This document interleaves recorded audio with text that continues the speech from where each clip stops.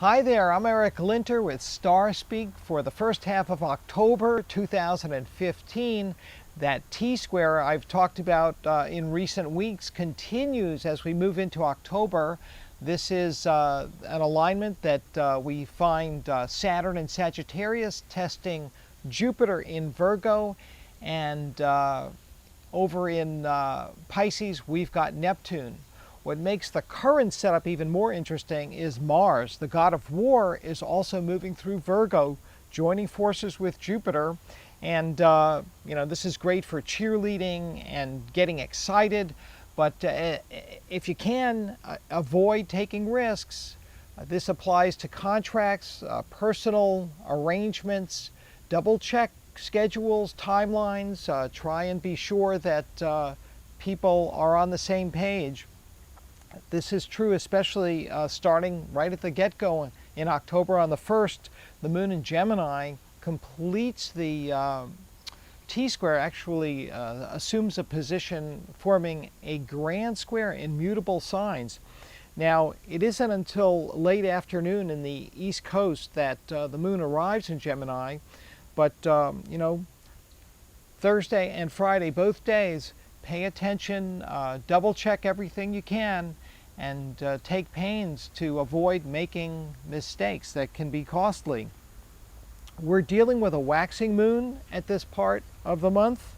There's a last quarter on Sunday afternoon. This can raise stress levels a little bit. That's the moon in Cancer, testing the sun in Libra, and making everybody happy at this point is probably going to be futile. So, look out for yourself and those closest to you. There are other helping aspects. Generally speaking, it's kind of like the day a lot of people sit around watching football this time of year. So there have to be winners. There also have to be losers. Not everybody comes away smiling. The sun makes a very powerful square with Pluto on Tuesday the 6th. That same day, retrograding Mercury aligns with Saturn, and Mars opposes Neptune. What a kind of stew of cosmic energy and messages, some of them quite in conflict. Power struggles usually arise when the sun tests Pluto, and I expect that to be the case today. Mars opposing Neptune is potentially treacherous, so we want to be careful with the weather.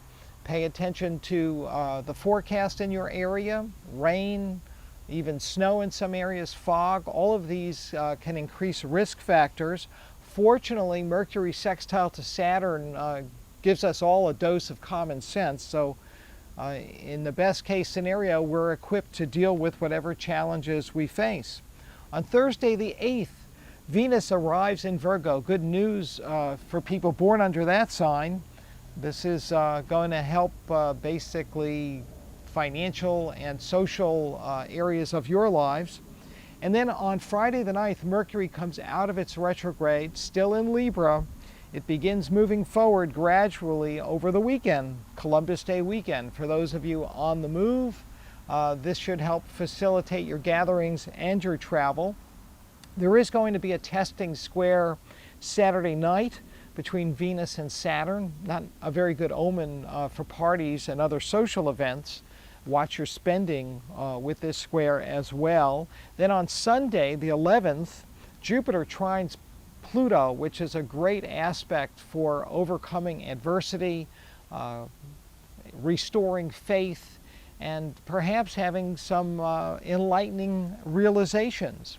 We'll need them because that same day the sun is opposing Uranus, an anything goes alignment that sometimes is an indicator of earthquakes as well as instability in governments and marketplaces and people's personal lives. Partners may behave out of character, so be ready for everything and anything. But understand, with Jupiter trining Pluto, we're all able to deal. We just need to make the adjustments. There's a new moon in Libra on Monday evening. That would be the 12th of October. This initiates a new achievement cycle. Set your goals. Make your life more shall we say, peaceful, enhance your environment, support arts and artists, and look for ways that you can channel some of this Libra energy into the world around you. That's really all about creating harmony and beauty. So, roll with it, whether it's your own talent or, as I say, supporting somebody with a gift, something to think about in the coming weeks. Mercury, now out of retrograde, makes another sextile to Saturn early on the morning of the 13th. Really, with this type of a period with an alignment that lasts for several days, because Mercury has just resumed forward motion, we've got an opportunity here for making some very solid decisions. So collect the information, look at the facts, and proceed. And finally, on Thursday the 15th, Mars makes a very empowering trine to Pluto.